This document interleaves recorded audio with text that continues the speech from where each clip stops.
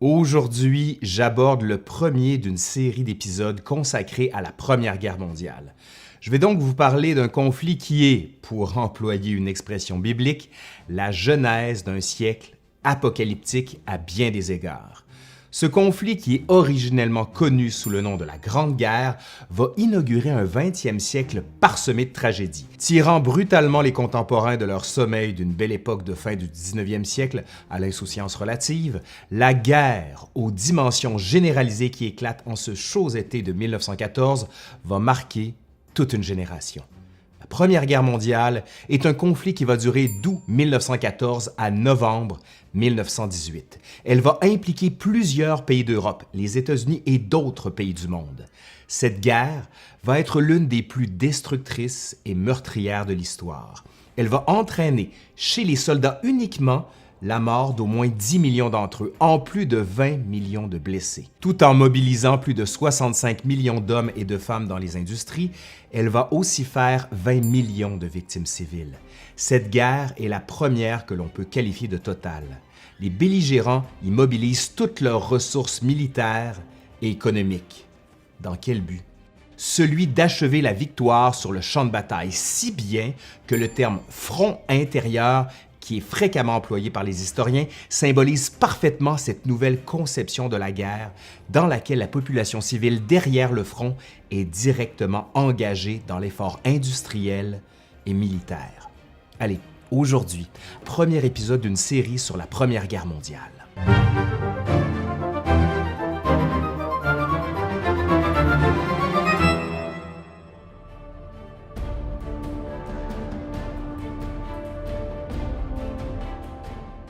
Mais qui sont les principaux acteurs de ce conflit et quelles en sont les origines?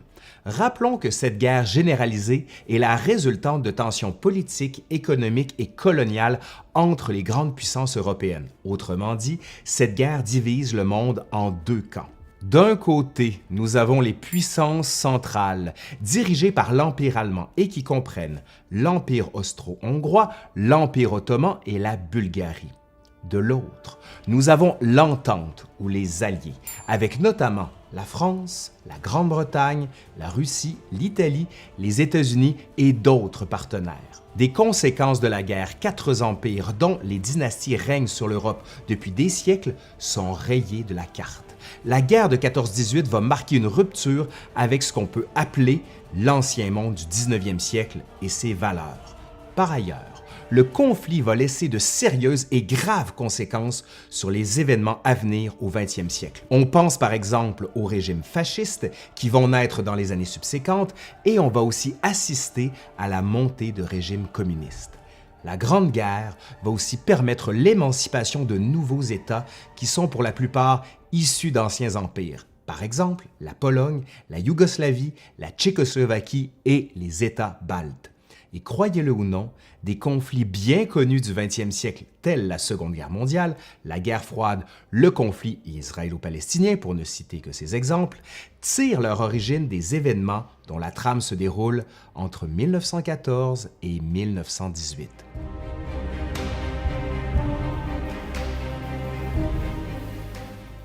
Mais pourquoi dans cette Europe qui jouit d'une paix relative depuis une quarantaine d'années, depuis au moins la fin de la guerre franco-prussienne, en sommes-nous venus au coup en 1914?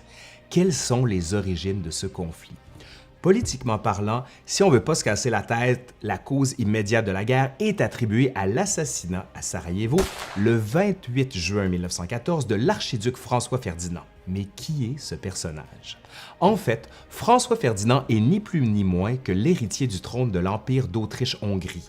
Autrement dit, il est le successeur de l'empereur François-Joseph Ier qui règne depuis 1848. Vous avez vu la série Sissi avec Romy Schneider? Alors voilà, tout est bien expliqué. Bref, François et son épouse, Sophie Chotek, duchesse de Hohenberg, tombent sous les balles d'un étudiant nationaliste serbe du nom de Gavrilo Princip. Dans les jours qui suivent, une partie de la presse internationale traite cet attentat comme un fait divers somme toute isolé. On n'envisage pas nécessairement des conséquences politiques à plus grande échelle. Mais c'est la réaction des autorités autrichiennes à cet attentat qui va déclencher une spirale diplomatique presque impossible à arrêter. On se demande alors s'il serait possible de freiner l'escalade d'une guerre généralisée pour la limiter à une dimension balkanique. Mais l'affaire n'est pas si simple qu'il n'y paraît. Pourquoi? Eh bien, parce que l'objectif initial des Autrichiens est d'enquêter sur cet attentat. Mais secrètement, ils négocient avec les Allemands afin d'avoir leur appui inconditionnel en cas de conflit à plus vaste échelle. Le gouvernement autrichien envoie également un ultimatum à la Serbie, l'obligeant, entre autres, à autoriser l'entrée sur son territoire d'enquêteurs habsbourgeois dans le but de trouver les coupables. Sans trop de surprise, le royaume de Serbie refuse de se plier à cet ultimatum, dans ce qui apparaît comme une évidente violation de sa souveraineté. Cependant, devant la crise qui prend de l'ampleur, la réponse du Kaiser allemand Guillaume II consiste à donner son approbation à Vienne dans ses démarches de guerre, au risque de voir la Russie s'en mêler, car la Russie est en ce moment une alliée de la Serbie. Pour plusieurs historiens, ce geste confirme à lui seul la responsabilité allemande dans le déclenchement puis la généralisation du conflit. Malgré tout, l'attentat de Sarajevo ne peut à lui seul expliquer l'embrasement généralisé de l'Europe. Des causes plus profondes sont à chercher dans la complexité des jeux d'alliance et de balance du pouvoir qui apparaissent en Europe depuis la guerre franco-prussienne avec l'émergence de l'Empire allemand en 1871. À ces jeux d'alliance s'ajoutent des rivalités économiques et coloniales qu'il ne faut pas négliger. Par exemple, chaque puissance européenne compétitionne sur le marché mondial pour l'accès aux ressources, de même qu'à l'expansion territoriale dans les colonies, si bien que ces rivalités constituent des causes structurelles qui doivent être prises en compte dans la montée des tensions en ce début de 20e siècle. Ça n'empêche pas que les dirigeants allemands, notamment l'état-major militaire, acceptent la perspective d'une guerre généralisée. Selon eux, la suite des événements dépend de la réaction de la Russie. D'ailleurs, durant le mois de juillet 1914, soit dans les semaines qui suivent l'attentat de Sarajevo, les grandes puissances, par l'entremise de conversations et de câbles diplomatiques, font de sérieux efforts afin de restreindre le conflit à sa dimension balkanique. Toutefois, dans un contexte de guerre moderne où la mobilisation des armées comprenant des millions d'hommes constitue un processus logistique des plus complexes, nombre de belligérants ordonnent à leurs soldats de se tenir prêts. Vu que le temps et le nombre jouent contre elle, l'Allemagne déclare respectivement la guerre à la Russie et à la France les 1er et 3 août 1914. Autre signe que les événements s'accélèrent, dès le lendemain, le 4 août, des centaines de milliers de soldats allemands foulent le sol de la Belgique, violant ainsi la neutralité de ce petit État. En réaction, la Grande-Bretagne déclare la guerre à l'Allemagne le jour même. Donc, les Britanniques et les Français vont s'allier afin d'enrayer l'invasion allemande vers Paris. En conséquence, les jeux des alliances finissent par engager la plupart des puissances européennes et le conflit devient généralisé. La Grande Guerre débute.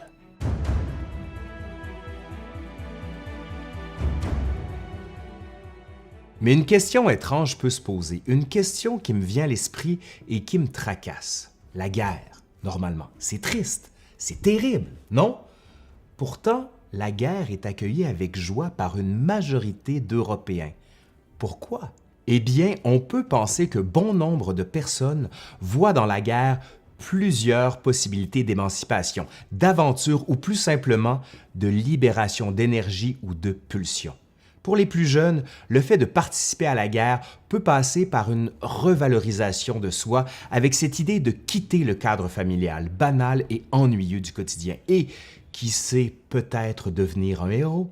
Rappelons également que cette guerre constitue le premier affrontement d'envergure impliquant des coalitions à l'échelle européenne depuis 1815, depuis la fin des guerres napoléoniennes. Aussi, la plupart des campagnes décisives de la Grande Guerre vont se dérouler sur le continent européen.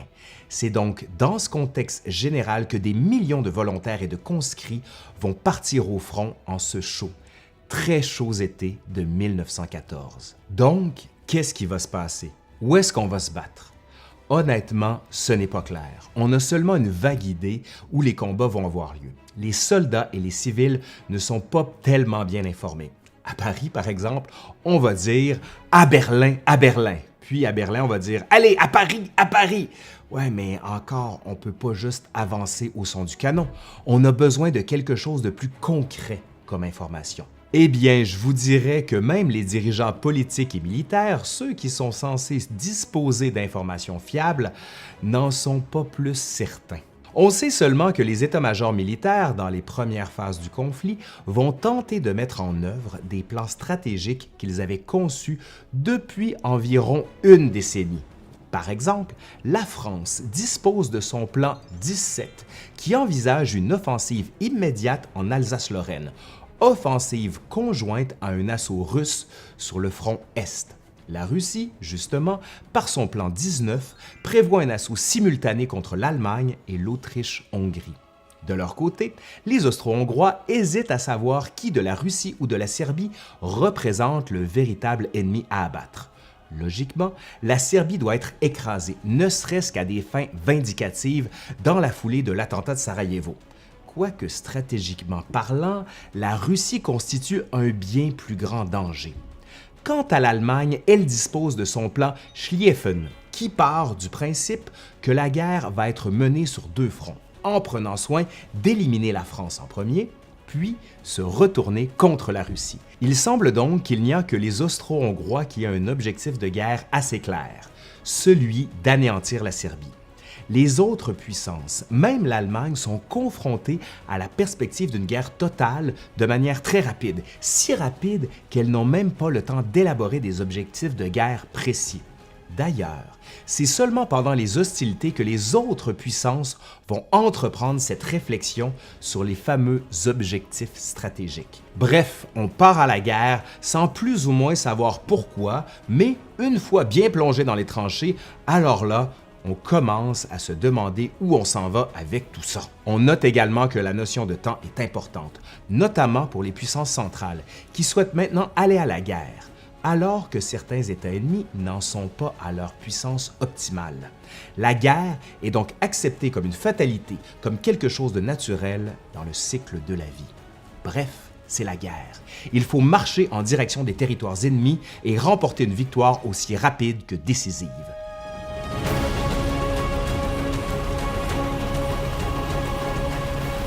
D'emblée, disons qu'une phase majeure des hostilités débute en août 1914 par l'invasion allemande de la Belgique et de la France. À l'est du continent, les combats vont initialement se dérouler le long de la frontière germano-russe, au nord, et russo-autrichienne au sud. En revanche, ce qui retient d'abord l'attention, c'est qu'au moment de l'ouverture des hostilités sur le front ouest, aucun des plans militaires envisagés par les belligérants depuis plusieurs années n'a fonctionné. Les plans ont seulement servi à déterminer grosso modo où auraient lieu les affrontements, mais l'issue du conflit sera bien davantage déterminée par les moyens militaires, économiques et industriels des belligérants. Dans ce contexte, puisque ces armées marchent vers la France, que fait l'Allemagne? Eh bien, disons que l'objectif principal des armées allemandes à l'ouest consiste à concentrer toute la puissance sur l'aile droite du front pour passer rapidement en Belgique et prendre en tenaille les armées françaises qui sont, pour la plupart, concentrées un peu plus au sud le long de la frontière des anciennes provinces d'Alsace et de Lorraine.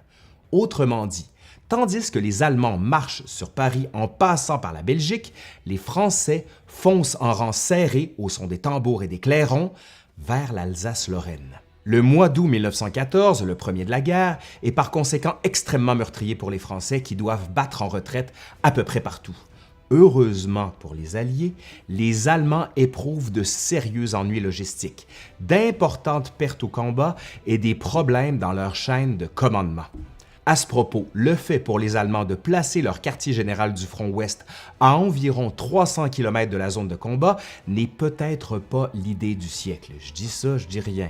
Mais face à eux, on peut raisonnablement penser que, pour l'essentiel, la priorité des Français consiste à protéger Paris, la capitale, puis tenter de reconstituer une ligne de front pour reprendre l'offensive. De concert avec les alliés britanniques, les Français se ressaisissent et lancent une contre-offensive générale, mieux connue sous le nom de la célèbre bataille de la Marne, dans les premières semaines de septembre 1914. Cette victoire des Alliés a pour conséquence d'arrêter de justesse les Allemands devant Paris. Ceux-ci se trouvent alors à moins de 50 km de la capitale. Simultanément, sur le front Est, la Russie fait avancer ses armées contre l'Allemagne et l'Autriche-Hongrie. Bien que nombreuses, les armées russes sont généralement moins bien équipées et entraînées que leurs vis-à-vis européens. Contrairement aux Allemands, les Russes disposent d'une nette supériorité numérique qui doit, normalement, leur permettre d'encaisser des pertes plus importantes et d'atteindre quand même les objectifs. Mais alors, pourquoi les armées russes sont quasi en déroute à l'été 1914? Tout simplement en raison de l'incompétence généralisée de l'état-major militaire. Par exemple, deux généraux russes haut placés, Rennekempf et Samsonov, dont les armées sont voisines, refusent carrément de s'adresser la parole. Le résultat, les Russes subissent une terrible défaite à la bataille de Tannenberg fin août 1914. Bref, du côté travail d'équipe et coopération, on repassera.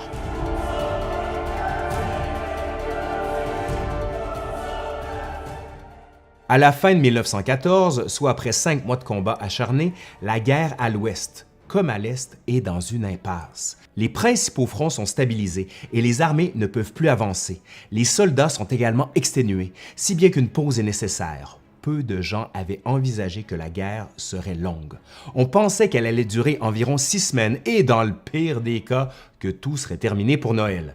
En d'autres termes, les belligérants n'étaient pas préparés à livrer une longue lutte. Mais faire la guerre en 1914 pose des défis sans précédent aux généraux. Par exemple, ils doivent analyser des qualités incroyables d'informations souvent contradictoires, faire manœuvrer d'immenses armées, vivre avec des problèmes logistiques, avec des rivalités personnelles, entre autres. Bref, c'est compliqué. De leur côté, les soldats se battent à découvert, en rang serré, selon les doctrines d'avant-guerre. Ils sont souvent massacrés parce que ces doctrines ne sont pas en symbiose avec ce qu'imposent désormais les règles d'une guerre moderne où la puissance de feu est décuplée. À titre indicatif, les 5 premiers mois de la guerre, d'août à décembre 1914, entraînent pour la France la perte d'environ 300 000 soldats tués, et ce nombre n'inclut pas les blessés ni les disparus.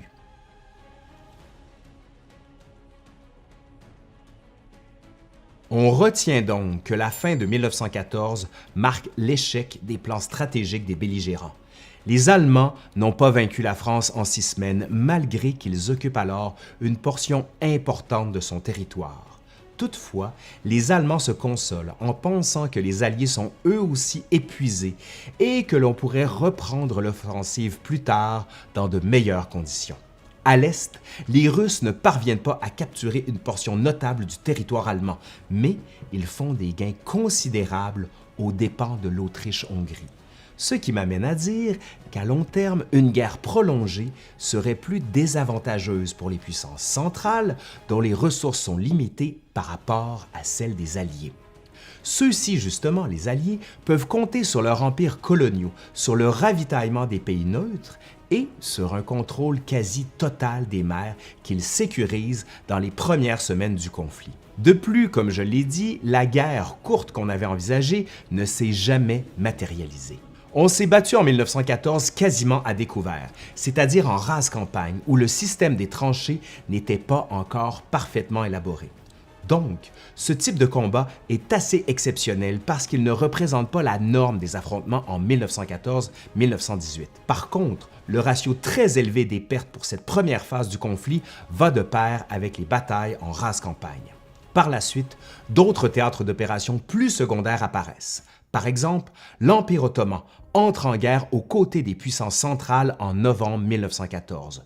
S'ouvrent alors des théâtres d'opérations sur la côte ouest de la Turquie, dans le Caucase, en Égypte, en Arabie et en Mésopotamie. En mai 1915, c'est au tour de l'Italie d'entrer en guerre aux côtés des Alliés et son armée va livrer bataille dans les Alpes autrichiennes. Des affrontements vont aussi se dérouler dans les Balkans comme en Serbie, en Roumanie, en Grèce et en Bulgarie. Notons aussi que des puissances comme l'Angleterre et la France engagent leurs colonies, ce qui donne une dimension mondiale au conflit.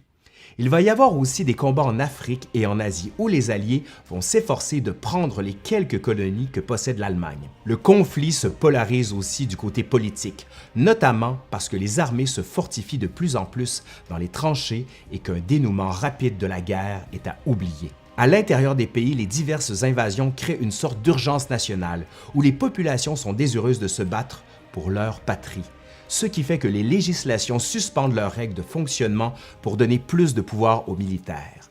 Parallèlement, on observe des trêves entre les partis politiques, chose qui aurait été à peu près impensable avant 1914. Et au fur et à mesure que se poursuit le conflit, d'autres facteurs contribuent à en déterminer la direction et par conséquent l'ampleur des destructions occasionnées. Parmi ceux-ci, on note les effets de la science, de la technologie, de la production de masse et l'existence d'appareils gouvernementaux omniprésents et centralisés.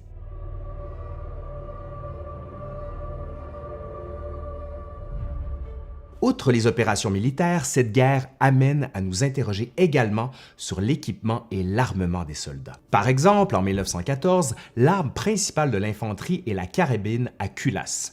Bien entraîné, le fantassin moyen peut tirer une dizaine de coups à la minute, malgré qu'il soit chargé d'un équipement pouvant atteindre jusqu'à 50 kg. À un plus haut échelon, les régiments sont dotés de quelques mitrailleuses, qui font leur apparition dans les années 1880. La mitrailleuse de l'époque peut tirer environ 500 coups à la minute. Elle constitue une arme défensive par excellence qui peut, à elle seule, faucher une vague entière de fantassins. D'autres armes qui, pour la plupart, existaient avant 1914, vont connaître un développement important pendant les hostilités, telles la grenade, le lance-flammes, le mortier, le gaz chimique, le char d'assaut et l'artillerie à tir rapide. Ce développement est si rapide et frappant que la figure du soldat de 1914 varie radicalement de celle de son homologue de 1918, comme on va le voir dans les prochains épisodes. Je prends seulement un exemple. En 1914, environ 80% des soldats d'un régiment d'infanterie sont armés d'une carabine. En 1918, ce ratio tombe à environ 40%, car les combattants vont être équipés d'un armement beaucoup plus varié et surtout bien plus meurtrier. L'importance de développer de nouvelles armes réside dans le fait que l'infanterie est coincée dans les tranchées et qu'il faut s'assurer d'une puissance de feu écrasante et constante contre les défenses de l'ennemi. Pourquoi? Eh bien, pour restaurer les possibilités de mouvement sur le terrain face à l'enlisement d'une guerre de position, enlisement qui devient de plus en plus évident à la fin de l'année 1914. La science et la technologie sont mises au service de la guerre pour remporter la victoire.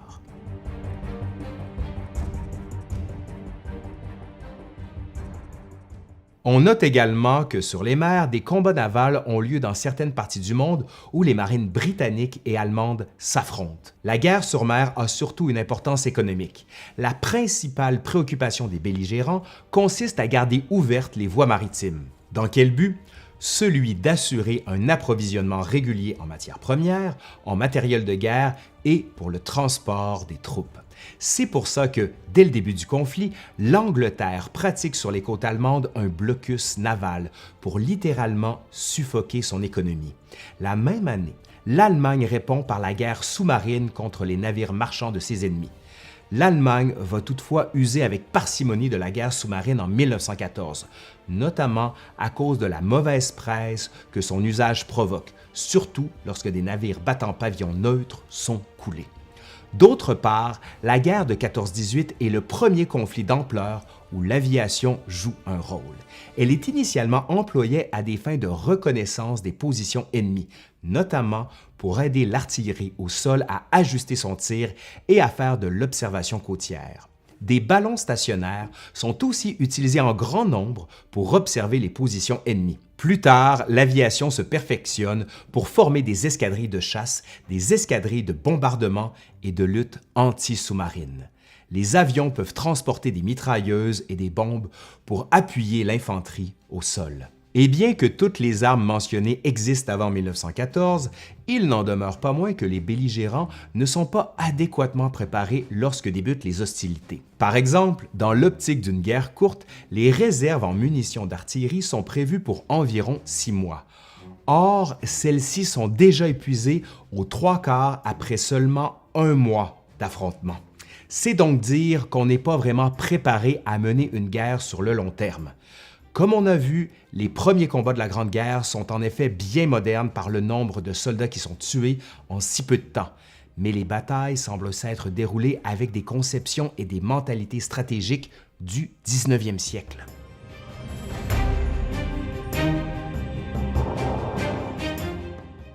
Et c'est ce qui m'amène à faire un premier bilan pour conclure cette année 1914. En fait, je vais faire quelques observations qui vont laisser présager la suite des événements. D'abord, sans surprise, le bilan de la fin de la campagne militaire de 1914 est décevant pour tout le monde. Sur le front ouest, c'est simple, on est bloqué. C'est l'impasse. Les Alliés résistent, mais les Allemands occupent environ 90% du territoire belge et une douzaine de départements dans la partie nord-est de la France où se trouve le cœur industriel de la nation. Mais que signifient ces conquêtes pour l'Allemagne? En fait, pas grand-chose dans l'immédiat, parce qu'elles n'apportent pas la victoire décisive tant espérée. Le plan Schlieffen est un échec, ne serait-ce qu'en considérant qu'il ne fournit pas à l'Allemagne la guerre sur un seul front tel qu'envisagé. Au contraire, l'Empire du Kaiser se trouve dans un étau où on se demande comment on fera pour s'en dégager. Dans ces considérations, les Allemands choisissent de s'enterrer et les Alliés font pareil. Simple en apparence, la nouvelle stratégie allemande consiste à adopter une posture défensive en prévision des campagnes de 1915. Ce faisant, on érige d'imposants systèmes de tranchées et on renforce les lignes de communication routière et ferroviaire sur les arrières du front. Donc, si les Allemands ne peuvent pas gagner la guerre à l'ouest, ils doivent se contenter de tenir leur position sur ce front, tandis qu'ils examinent les possibilités à l'est où les plus grandes distances semblent un peu plus favorables à une guerre de mouvement. En attendant, c'est Noël. Les soldats célèbrent malgré tout un peu partout sur tous les fronts. Ils savent aussi qu'une paix immédiate n'est malheureusement pas à l'agenda de leurs dirigeants. On se revoit au prochain épisode, celui de 1915. Merci à Carl Pépin, grand spécialiste du sujet, qui a participé à cette vidéo. Et si vous voulez en savoir plus, abonnez-vous à la chaîne. Et je vous dis à bientôt pour 1915.